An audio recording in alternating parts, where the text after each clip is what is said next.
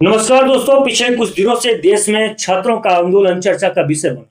दिल्ली के जंतर मंतर और संसद मार्ग से शुरू यह बहस अब पटना, लखनऊ, कई अन्य शहरों तक पहुंच चुका है। आज सवाल सिर्फ एक प्रदर्शन का नहीं है, बल्कि यह है कि लोकतंत्र में विरोध की मर्यादा क्या होनी चाहिए और कानून की सीमा क्या होनी चाहिए। ये दो सबसे महत्वपूर्ण, सबसे बड़े सवाल है। सबसे पहले मैं आपको साफ कर दूं कि वीडियो में किसी भी पक्ष का समर्थन या विरोध नहीं करने के लिए बना है, बल्कि हमारा उद्देश्य केवल तथ्यों के आधार पर दोनों पक्षों को समझना है। दोस्तों, दिल्ली में छात्रों और युवाओं ने पेपर लीक, बेरोजगारी, शिक्षा व्यवस्था को लेकर प्रदर्शन किया। प्रदर्शनकारियों का कहना था कि वे अपनी लोकतांत्रिक आवाज उठा रहे थे।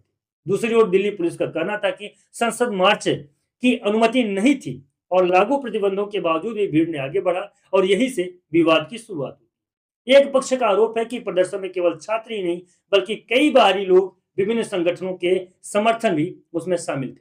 पुलिस का दावा है कि बैरिकेड को तोड़ा गया, धक्का मुक्की हुई और पुलिस कर्मियों पर हमला किया गया, जिसमें कुछ जवान घायल भी हुए। यदि ऐसा हुआ है तो कानून के अनुसार इसकी निष्पक्ष जांच होनी चाहिए और दोषियों पर कार्रवाई भी होनी चाहिए। किसी भी लोकतंत्र में पुलिस, सेना या सुरक्षा बलों पर हमला या उनके प्रति अभद्र व्यवहार स्वीकार्य नहीं किया जा सकता। लेकिन दूसरी ओर प्रदर्शनकारी और कई सामाजिक संगठनों का आरोप है कि पुलिस ने आवश्यकता से अधिक बल का प्रयोग किया है। सोशल मीडिया पर लाठीचार्ज, आंसू गैस के गोले और कुछ सादे कपड़ों में पुलिस वालों को भी देखा गया है, जिनका वीडियो काफी ज्यादा वायरल हुआ है। दोस्तों, इन वीडियो के आधार पर कई सवाल उठ गए हैं। क्या बल प्रयोग टाला जा सकता था? क्या बातचीत से समाधान निकल सकता था? इन सभी आरोपों की निष्पक्ष जांच उतना ही जरूरी है जितना कि पहले। याद रखिए, संविधान हर नागरिक को शांतिपूर्ण प्रदर्शन का अधिकार देता है, लेकिन वही संविधान सामाजिक, सार्वजनिक व्यवस्था बनाए रखने की जिम्मेवारी भी सरकार और पुलिस को देता है। इसलिए अधिकार और जिम्मेदारी दोनों साथ साथ चलते हैं। अब बात आज की। दिल्ली के बाद आज पटना में भी छात्र संगठनों ने शिक्षा और पेपर लीक के मुद्दे पर प्रदर्शन किया। वहां पुलिस ने प्रदर्शनकारियों को रोकने के लिए आंसू गैस और पानी की बौछार का इस्तेमाल किया। प्रदर्शनकारी इसे दमन बता रहे हैं, जबकि प्रशासन का कहना है कि कानून व्यवस्था बनाए रखने के लिए यह कदम उठाया गया है।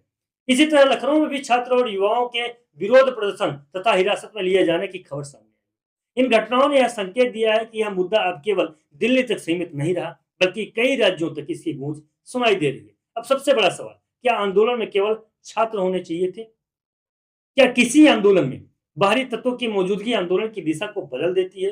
क्या पुलिस को बल प्रयोग पहले से हर संभव बातचीत का रास्ता अपनाना चाहिए था, इसके बाद बल का प्रयोग करना चाहिए था? और क्या प्रदर्शनकारी को भी कानून और सार्वजनिक व्यवस्थाओं का पूरा सम्मान करना चाहिए था? बहुत सारे सवाल हैं और बहुत सारे सवालों की जनता जो तो जवाब चाह रही है। इन सभी सवालों के जवाब जांच और तथ्यों से मिलेंगे, न कि सोशल मीडिया की अधूरी क्लिप से। लोकतंत्र की सबसे खूबसूरती यही है कि यहाँ सरकार से सवाल पूछे जा सकते हैं, लेकिन लोकतंत्र की मजबूती तब बनी रहती है जब विरोध शांतिपूर्ण हो और कानून लागू करने वाली एजेंसियां भी संयम और जवाबदेही के साथ में काम करें। इसलिए इस पूरे मामले में यदि कहीं भी हिंसा हुई हो, तो चाहे वह किसी भी प्रदर्शनकारी की ओर से हुई या किसी भी अधिकारी की ओर से, दोनों की निष्पक्ष जांच होनी चाहिए और जो भी दोषी हैं उनके खिलाफ कार्रवाई भी होनी चाहिए। आपकी क्या राय है इस पूरे घटनाक्रम में? कहीं संवाद की कमी रही या फिर दोनों पक्ष ऐसे गलतियां हुई जिनसे हालत बिगड़ गई? अपनी राय कमेंट में जरूर दीजिए। मिलते हैं नई वीडियो और नए वीडियो में, तब तक के लिए नमस्कार। जय हिंद, जय भारत।